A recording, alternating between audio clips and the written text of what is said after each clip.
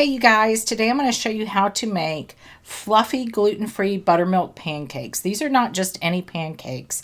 These are my grandma's recipe made gluten-free. And let me tell you, this recipe has been around for over 100 years and it is absolutely incredible. You won't want any other pancake once you have them.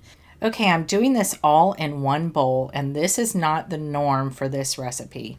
My grandma separated the egg yolks from the egg whites, and she beat the egg whites to stiff peaks, and then she folded them in at the end. I have done that, and that works great, and you can continue to do that, but I was looking for something just a little bit simpler, so the only thing I changed about this recipe is that method. I am adding all the eggs, egg whites, egg yolks, everything in one bowl, and I'm going to whisk them up, and I did not find a difference. They are just as fluffy and light as they've ever been, so there's no need to whip up the egg whites separate. It's just that easy. Okay, so I am giving you the amounts right now for the original recipe. I am here in this video making a double batch. I never make one single recipe because these are so good I could eat them every day for a week or longer. And they do reheat well, they freeze well, all of that. So it's supposed to be 3 eggs and 1 tablespoon of sugar to start, and you just whisk that up in one bowl. And then we're going to add into that 2 1/4 cups or 562 milliliters of whole fat buttermilk. If you can find whole fat in your area, this is the preferred kind to use. My grandma used to call it thick buttermilk. It's the same thing. It's very, very thick as opposed to a low fat or no fat buttermilk.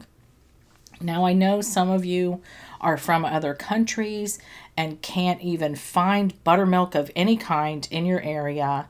And in that case, you can make the homemade version, all of which I have on my website. And it's just a matter of adding an acid to milk.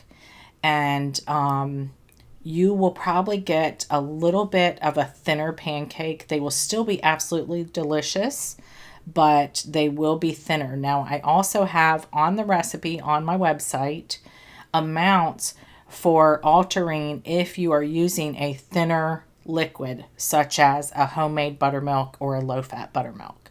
And that will allow you to have a little bit of a thicker pancake, if you know what I mean. Okay, so now that I've dipped my sieve right into the bowl, that's okay. We're going to sift the dry ingredients on top, and the dry ingredients are 1 1/2 cups or 210 grams of Kim's All-Purpose Gluten-Free Flour Blend. Can't say that. I have not tried it with a store-bought gluten-free blend, but I don't see why it wouldn't work.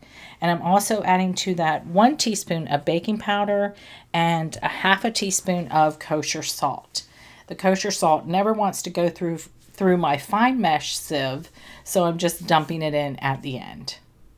And then we'll just whisk all of these ingredients together. And one more ingredient, and we are ready to griddle these pancakes. I cannot tell you, I can't emphasize how much these pancakes will just blow your mind how good they are. I guess it's just the buttermilk. It must be the buttermilk and the butter, which we will be adding in just a few minutes. I will never want to make another pancake recipe again. I see all these pancake recipes and I'm like, oh yeah, but none of them are going to be as good as grandma's pancakes. And it's true. They are just divine. My grandma used to have loads of people to her house after work. She worked as a nurse or in a hospital with nurses, and they would all get together and at her house and have like a big, huge pancake breakfast. And they were like legendary, apparently. Okay, so now the final thing to add is the 3 tablespoons of very soft butter. My grandma emphasized very soft butter and not melted butter. Most pancake recipes call for either a vegetable oil of some sort or melted butter. When you leave it soft like this, it incorporates, but it doesn't incorporate too much to where you get little pockets of butter sometimes that will sizzle. It's just incredible. I just can't explain it. They're just incredible. So please go with the very soft butter. In fact, all of your ingredients should be at a warmer room temperature for them to incorporate a little better. So this is done and ready. You can see that there's still a few lumps in there. That is perfectly okay. We don't need to mix it anymore. It's all gonna be fine when we get them on the griddle. You can use either a griddle, like I have one that's actually built into my stovetop. It's like rectangular like this here. But you can also use just a non-stick skillet. No need to grease the pan or the griddle because all that butter in there will allow these to release when they are ready. Okay, so I've got 3 on there. I could probably add one more, but I'm just here to show you how it's done.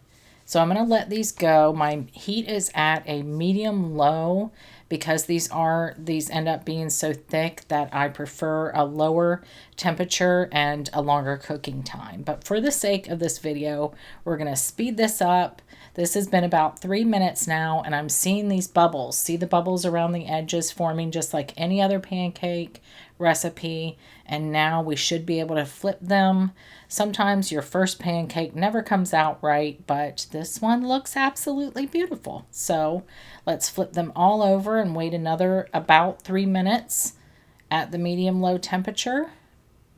And I'm going to speed this up as well so that you don't have to sit and watch pancakes do nothing for 3 minutes. So let's check the bottoms. Yep, the bottoms look absolutely perfect too. And we will go ahead and scoop them up onto our plate. And I'm going to finish cooking up the rest of them. And I will meet you back here to serve them up and show you just how wonderful these pancakes are. Here we are. I've got butter and a little bit of syrup on them. And look at how fluffy these are. You will be amazed at these pancakes. And I have to say, my favorite way, honestly, of eating pancakes in general, but these especially, is butter and peanut butter. Enjoy!